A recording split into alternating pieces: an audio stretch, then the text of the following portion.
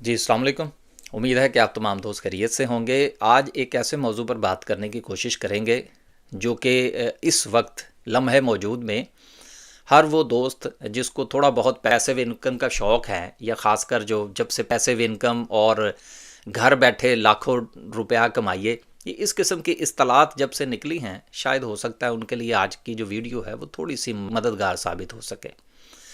देखिए, जितने भी दोस्त अहबाब मुझ समेत हम लोग यूट्यूब पर बात कर रहे होते हैं, इसमें कुछ दोस्त ऐसे हैं जो कि हम समेत जो कि एक्टिवली स्टॉक मार्केट में काम कर रहे होते हैं।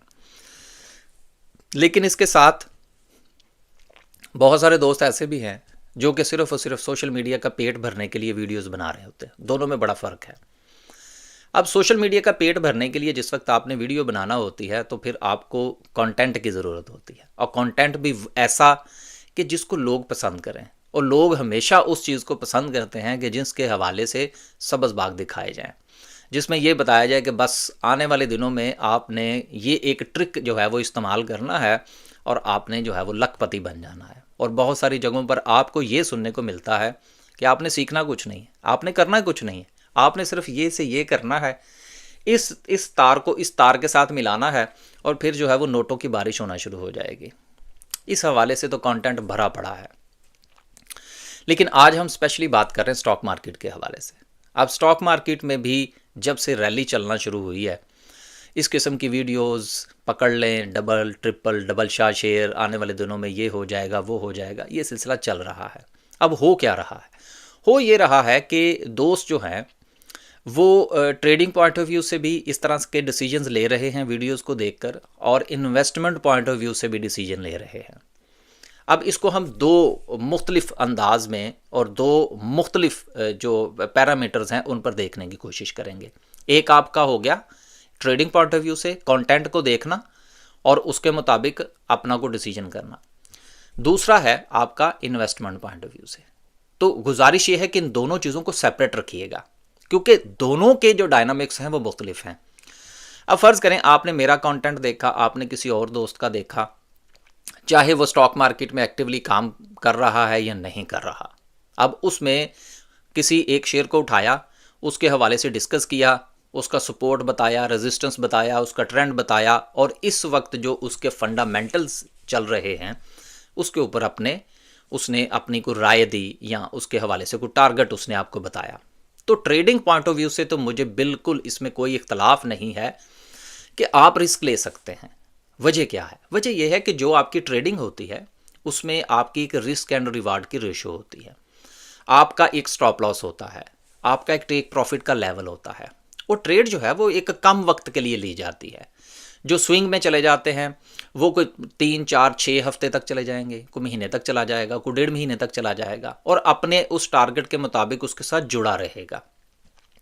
लिहाजा अगर फ़र्ज़ करें कि कुछ मामलात ख़राब भी होते हैं, तो यहाँ पर चूँकि आपके पास एक ट्रेडिंग की अपॉर्चुनिटी थी जिसको आपने अवेल करने की कोशिश की, तो आप अपना रिस्क लेंगे। स्टॉप लॉस फ़र्ज़ करें हिट हो गया, कुछ और मामलात हो गए, आपने वो अपनी ट्रेड समेटी, देन आपका पैसा जो है वो आपके अकाउंट के अंदर वापस आ गया, लिहाजा बात ख़त्म हो गई। तो यहाँ तक तो मुझे कोई एतराज़ नहीं है कि कलेक्टिवली आप कहीं से भी कंटेंट उठाए, कहीं से भी ट्रेड बनाएं, कुछ भी रिस्क लेना चाहिए, इसमें कोई मुज़ाहिका नहीं। अब दूसरी बात करते हैं हम इन्वेस्टमेंट की।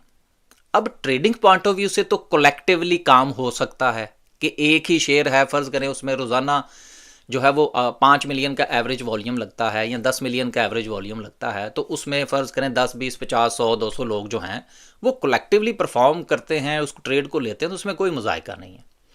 लेकिन जो आपकी इन्वेस्टमेंट होती है वो कलेक्टिवली डिसीजन नहीं हो सकता, क्योंकि इन्वेस्टमेंट जो है वो हर बंदे ने अपने अपने जो उसके ज़राए हैं आमदन के ज़राए जिससे उसने वो अपना पैसा इकट्ठा कर रखा है, थोड़ा सा जमा कर रखा है, जिसको उसने लॉन्ग टर्म के लिए इन्वेस्ट करना है। अब जब हम इन्वेस्टमेंट का लफ्ज़ इस्तेमाल करते हैं तो इन्वेस्टमेंट कभी भी 2 4 दिन महीने के लिए नहीं होती, वो हमेशा साल हा साल की बात होती है। यहाँ पर भी लोग जो है वो कन्फ्यूज़ होते हैं। हमें जितनी मरतबा भी ख़ासतौर पर मुझे मैसेज आता है कि जी मैं स्टॉक मार्केट में इन्वेस्ट करना चाहता हूँ, तो मेरा उसको आगे से ये सवाल होता है जी कि हम इन्वेस्टमेंट जो है वो ग्रुप के अंदर रिकमेंड नहीं करते। तो फिर उनका आगे से जवाब ही आता है जी वो आपका ग्रुप तो है, तो फिर हमें बताना पड़ता है कि भाई वो ट्रेडिंग का है। तो ये एक छोटा सा जुमला यहाँ पर जो है वो मैंने यूज़ इसलिए किया कि मोर देन 80% पीपल जो हैं उनको ये भी नहीं पता कि ट्रेडिंग और इन्वेस्टमेंट में क्या फ़र्क होता है। और यही वजह है कि वो इन्वेस्टमेंट के नाम पर ट्रेडिंग कर रहे होते हैं और ट्रेडिंग के नाम पर वो इन्वेस्टमेंट कर रहे होते हैं। लिहाजा जिस वक्त वो कलई खुलती है और उनको हकीकत का पता चलता है कि यार ये जो हम इन्वेस्टमेंट कर रहे थे बेसिकली ये तो ट्रेडिंग थी, और जो हम ट्रेडिंग करने के लिए कोशिश कर रहे थे वो तो इन्वेस्टमेंट थी, तो वक्त के मुताबिक और उनकी सोच के मुताबिक या उनकी कैलकुलेशन के मुताबिक उनको आउटपुट नहीं मिलता। तो बात हम कर रहे थे इन्वेस्टमेंट के हवाले से। अब इन्वेस्टमेंट जो है वो इंडिविजुअल बेस होती है, हर बंदे की अपनी अपनी रिक्वायरमेंट है। कोई जो है वो 3 साल का टारगेट लेकर चल रहा है, कोई 5 साल का लेकर चलता है, कोई 10 साल का लेकर चलता है। कोई जो है वो सिर्फ और सिर्फ डिविडेंड वाले शेयर्स खरीदना चाहता है। कोई चाहता है जी कि मैं डिविडेंड प्लस कैपिटल गेन के लिए शेयर खरीदूं। कोई चाहता है कि नहीं मुझे कोई ऐसी कंपनीज जो हैं वो अगर मिल जाएं कि जिनके हवाले से मैं थोड़ा सा लॉन्ग टर्म लेकर चलूं कि वो डिविडेंड चाहे ना भी दें लेकिन उनकी जो है वो ग्रोथ के चांसेस बहुत ज़्यादा हों। तो यहाँ पर जो है वो हर बंदे की चूंकि रिक्वायरमेंट बदल जाती हैं, लिहाजा यहाँ पर कलेक्टिवली किसी एक वीडियो को देखना या किसी एक कंटेंट को देखना या किसी एक शेयर के हवाले से जो है उसके सब्ज़ बाग को देखना और अपना पैसा जो है वो मार्केट में झोंक देना इन्वेस्टमेंट के नाम पर अगले 3, 5 या 10 साल के लिए, मैं ये समझता हूँ कि ये अपने आप के साथ ज़्यादती है जिसका नुकसान आने वाले दिनों में होगा। अभी वक्ती तौर पर तो लग रहा है कि नहीं जी देखें जी वो मैंने वीडियो देखी थी, वीडियो देखकर मैंने 70 रुपये का शेयर खरीदा, देखें इस वक्त 90 रुपये पे चल रहा है। लेकिन जिस वक्त वही शेयर जो है वो अपना एक साइकिल मुकम्मल करके नीचे आएगा, गो के उसका वो जो नीचे आना है वो इसकी एक टेक्निकल मूव होगी और वहाँ से फिर वो अपनी एक नई मूव बनाएगा लॉन्ग टर्म के पॉइंट ऑफ व्यू से। वहाँ पर वो बंदा पैनिक कर जाएगा कि जिसको ये पता ही नहीं होगा कि इन्वेस्टमेंट के डायनामिक्स क्या होते हैं। और वो क्या करेगा, वो 50 पर खरीदेगा, 90 पे नहीं बेचेगा क्योंकि जी मैं तो लॉन्ग टर्म इन्वेस्टर हूँ। और वही शेयर जब 60 रुपये पे आएगा तो वो इस डर से बेच देगा कि कहीं 50 रुपये पे ना चला जाए। और बाज़ लोग तो ऐसे भी हैं जो कि 50 रुपये पर खरीदेंगे, 90 पर नहीं बेचेंगे, शेयर वापस आएगा, अपना एक टेक्निकल मूव बनाएगा, 40 रुपये तक जाएगा और वो बेच देंगे। क्यों? इसलिए कि कहीं ये इससे मज़ीद नीचे ना चला जाए। लिहाजा इन्वेस्टमेंट के जो डायनामिक्स हैं वो बहुत मुख्तलिफ हैं, क्योंकि जिस बंदे ने उसको ट्रेडिंग पॉइंट ऑफ व्यू से खरीदा है वो तो 50 रुपये पर खरीदा है तो वो तो 60 रुपये पर 10-15%, 20% प्रॉफिट टेकिंग करने के लिए निकल जाएगा। 70 रुपये पे तो वो 50% बेच देगा।